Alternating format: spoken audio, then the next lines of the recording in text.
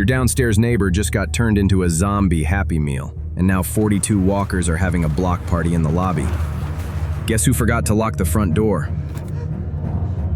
You're on floor 6 of the world's crappiest apartment building where the walls are made of hopes and dreams. Your fire escape collapsed last Tuesday, and Dave from 6B is about to sneeze loud enough to wake the dead. Oh, and that sound? That's 20 zombies figuring out stairs exist, 15 seconds before they reach your floor. Rookie, your neighbor just rang the dinner bell. What's your brilliant plan?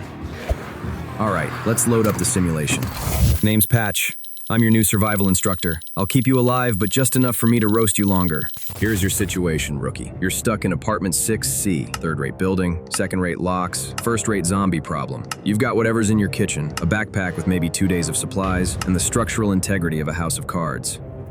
Dave's still sneezing through the wall like it's allergy season, except hay fever doesn't usually break down doors. But since he stole 3 of your Amazon packages last month, you don't like him anyway. The stairwell is your only official exit, but it's currently hosting an undead conga line. Your balcony overlooks a 6-story drop onto concrete. Great for the view, terrible for your spine.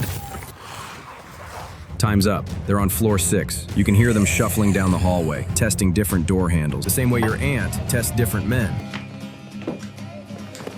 Your door got maybe 30 seconds before they notice it exists. Dave just went suspiciously quiet. Either he finally learned how to meditate or he's busy becoming tonight's entertainment. Either way, you need to move. Now, what's your play, rookie? Option P, grab a kitchen knife and prepare to fight them in the hallway.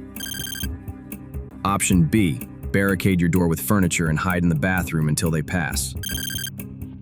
Option W, head to your balcony and try to climb all the way to the roof. These are your options, rookie. Pick one. Choose or lose your life. 5 seconds, rookie. Make it count. Option P, kitchen knife. Oh, rookie. You grabbed a 4-inch kitchen knife to fight creatures that don't feel pain and charged into a hallway that's narrower than your local Subway sandwich line. Here's what Hollywood doesn't tell you about knife-fighting zombies. It's exhausting, messy, and requires you to get close enough to smell their breath, which at least, spoiler alert, is only slightly worse than your mom's. You manage to take down 2 walkers before reality hits, literally. The third one tackles you, and now you're wrestling on a hallway carpet that's survived more stains than you ever will. You're bleeding, tired, and there are still 15 zombies between you and any exit. But hey, at least you went down swinging. Too bad went down swinging looks identical to went down screaming on your death certificate. Option W, balcony climb. Ah, the Spider-Man approach. You sprint to your balcony and look up at the roof. It's only 8 feet of vertical concrete wall with 0 handholds. What could go wrong? You manage to reach the upper balcony railing and attempt what can only be described as the world's most desperate pull-up. Here's a fun survival fact. Upper body strength matters way more than YouTube fitness influencers let on, especially when your life depends on it. Well, most of you would be falling down right now. But if you'll hit the subscribe, aka please Patch, I'd like to stay alive a bit longer button, I'll cut you some slack. Let's say, somehow, your adrenaline-fueled panic gives you just enough strength to haul yourself over the edge. You collapse on the roof, gasping, only to discover you're not alone. 3 other survivors beat you here, and they're all staring at the rooftop access door that's barricaded shut from the inside. Congratulations, rookie. You just traded one trap for another. The good news? You're away from the immediate zombie threat. The bad news? You're now stranded on a roof with limited supplies and nowhere to go. Hope you like stargazing because you'll be doing that a lot. Option B, barricade. Smart move, rookie. You shove your couch against the door. The furniture groans, but holds. You lock yourself in the bathroom and hold your breath. Here's your survival lesson for the day. Most zombies can't see shit in dark, but they'll sniff you out or hear your burrito-fueled fart from down the hall. Stay quiet, stay still, and they'll wander past like tourists in Times Square. Congrats, you just learned the golden rule of urban zombie survival. Sometimes the best fight is no fight at all. But that IKEA furniture won't hold forever, and you're now stuck in your apartment with limited supplies. Hope you like intimate spaces, because this is your life now. Well, day 3, rookie. You survived on that mysterious can of chickpeas that's been hiding in your kitchen drawer for 2 years. You know, the one with the dent that made you question its safety every time you saw it. Congratulations, rookie. You just invented depression falafel. The good news? The initial zombie horde has mostly wandered off to terrorize other neighborhoods. The bad news? You're discovering what happens when infrastructure completely collapses and nobody's maintaining anything.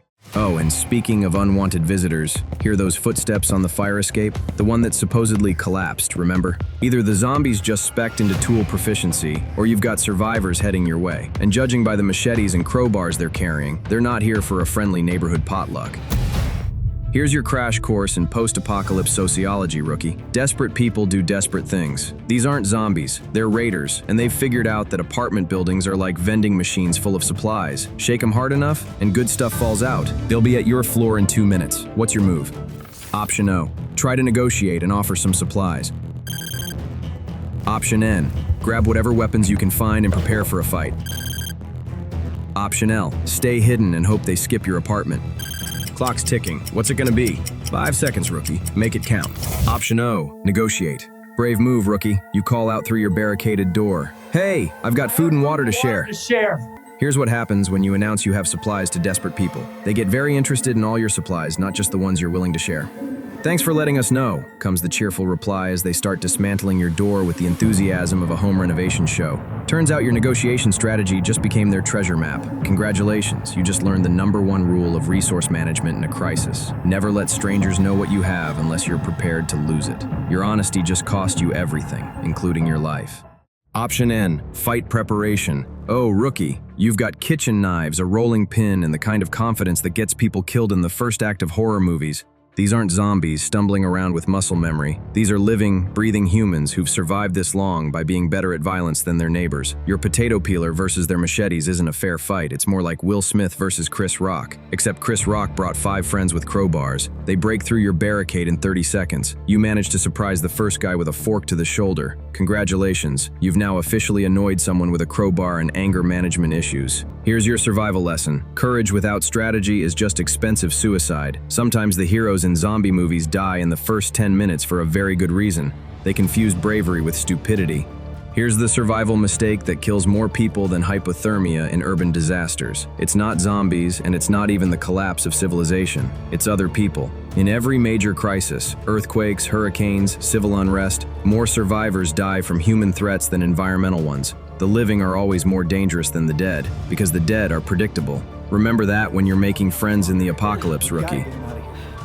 Option L, stay hidden. Smart thinking, rookie. You kill your phone's flashlight, control your breathing, and become one with your bathroom tile. They're searching apartments systematically. You can hear them kicking in doors, rummaging through cabinets. Here's a survival fact Hollywood gets wrong. Hiding actually works most of the time. These raiders aren't cops with search warrants. They're hungry, tired, and looking for easy targets. If your apartment looks empty and already searched, they'll move on to easier prey. They push against your barricade, peek inside just long enough to judge your awful interior design, then hear Mrs. Chen screaming at 6A and decide she's a more immediate concern. You just learned the art of being boring in a crisis. Sometimes the best camouflage is looking like there's nothing worth taking. But you're still trapped, still thirsty, and Dave is still decomposing next door. Problems don't solve themselves just because you avoided bigger ones. Congratulations, rookie, you've survived another 12 hours in your concrete coffin. The raiders moved on after they finished negotiating with Mrs. Chen down the hall. Let's just say her screaming stopped around noon, and it wasn't because she found her inner peace. But here's where apartment survival gets really fun. That decomposing Dave situation, it's not just a smell anymore. The bathroom you're hiding in shares a ventilation system with his unit, and whatever's growing over there is starting to affect the air quality. Every breath tastes like you're licking the inside of a garbage truck. Oh, and that sound? That's not the building settling. That's your ceiling finish sagging under the weight of something heavy, really heavy. By this time, you notice that the faucets ran out of water. Good job not filling every container with life juice on day 1, by the way. Here's a survival tip that's about 72 hours too late. The first thing you do in any lockdown is stockpile water, because utilities don't run themselves. But you know who did remember to fill her bathtub? Your upstairs neighbor, Mrs. Peterson, the absolute legend.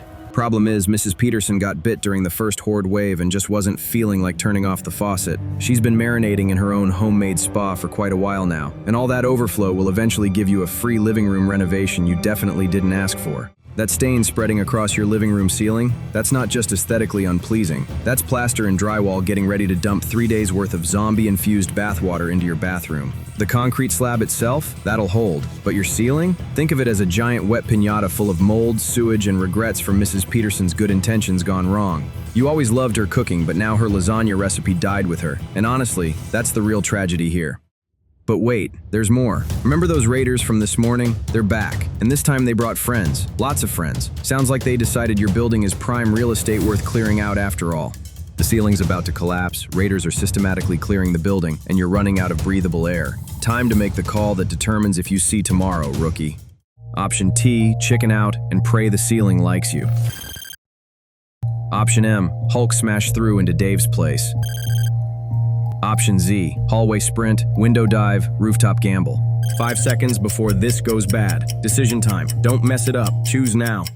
Option M, Dave's apartment. Oh, this is going to be memorable. You decide to smash through the wall into Dave's apartment, using a toilet plunger and the kind of determination that only comes from pure desperation. The wall gives way easier than expected. Turns out cheap drywall wasn't built to contain zombie apocalypses. You break through and immediately discover why Dave went quiet so early in the outbreak. He didn't get eaten by zombies, rookie. He got sick a while ago, really sick, and barricaded himself in. What you're looking at isn't zombie carnage. It's the result of contaminated water, poor hygiene, and no medical care. Dave turned into a biological hazard all by himself. Here's your crash course in post-apocalyptic disease management. Cholera, dysentery, and infected wounds kill more survivors than zombies ever will. Sanitation isn't just about comfort, it's about staying alive long enough to worry about other threats. But hey, at least you found his stolen Amazon packages. They're mostly phone chargers and scented candles, real useful in the zombie apocalypse. Congrats, you're not dead. You're just dead inside. Next time, better level up that charisma. It's the only stat that will get you allies, trades, and maybe even a tomorrow.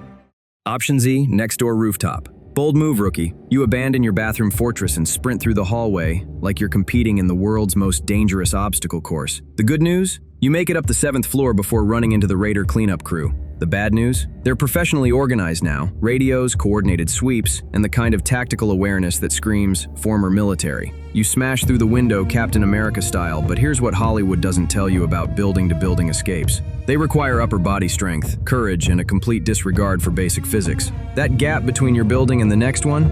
It's 15 feet over a 6-story drop. Congratulations, you've discovered that parkour videos on TikTok don't actually qualify as training. Your attempted roof escape just became a gravity demonstration, and concrete doesn't grade on a curve. Option T, stay put. The ceiling collapses right on schedule, rookie. 300 gallons of contaminated water, debris, and what used to be Mrs. Peterson from 7C come crashing down like the world's worst surprise party.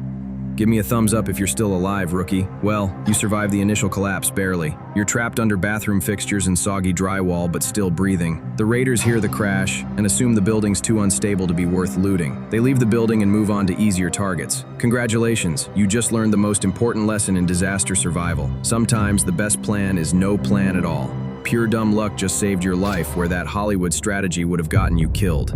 But you're now buried under a collapsed ceiling, soaking wet, and breathing air that's 50% construction dust. Hope you're not claustrophobic because you're about to get very intimate with building materials. Survival detail you didn't ask for but desperately need. In urban disasters, the safest place is usually the last place you'd think of. Basements flood, but they're structurally sound. Top floors can collapse, but they're away from ground threats. The middle floors, where everyone thinks they're safest, are where most casualties happen because that's where everyone else goes too. In survival, sometimes the best move is the one nobody else would make. All right, rookie, time to face facts. You can't live in a bathroom forever, though at this point you've probably gotten more familiar with that toilet than most married couples get with each other. The smart play? You wait for the raiders to finish their sweep, grab whatever supplies you can from the abandoned apartments, and get out of this concrete death trap before it all falls apart. You creep through the hallway like the world's most cautious burglar. Apartment 6A, Mrs. Chen's old place. The raiders clearly cleaned house, but in their rush, they left behind a backpack with batteries, a portable radio, and 3 energy bars that expired last month. In the apocalypse, expiration dates are more like friendly suggestions anyway. On the plus side, it's the quietest her apartment's been in years. No more midnight karaoke, just blessed silence. Apartment 6D gives you a solid flashlight and a water bottle that's only half empty. You're practically rich now, rookie. It's time to move out before the cockroaches start filing tenant complaints. The fire escape holds? Barely. Turns out it wasn't completely destroyed after all, just damaged enough to keep the panic crowds away. Sometimes infrastructure failure is a feature, not a bug. Your radio picks up some emergency broadcast. Can hear this. Coordinates for a survivor camp. It's 40 miles north, which in apocalypse terms might as well be on Mars. But hey, at least you've got a new travel destination now. All right, let's wrap it up. Can you survive a zombie apocalypse in an apartment building? Short answer, maybe, if you're smart, lucky, and know when to leave. Long answer, apartments aren't salvation. They're holding pens. You ride out the chaos, let the zombies and desperate humans chew through each other, then you move. Apartments buy you time. not safety. Spend that time wisely, because the real survival starts the moment you step outside. Good luck, rookie. You're going to need it. All right, rookie. Confused about those random option letters? Here's the deal. Gather your 3 choices in order and drop the code in the comments. Do that, and I'll roast your horrible survival instincts personally. And if you want more random survival scenarios like this, where I watch you make spectacularly bad decisions, hit that subscribe button. One week it's a plane crash, the next it's plague, nuclear meltdown, or full-blown zombie nightmare. Around here, the only guarantee is chaos. Stay safe. Patch out.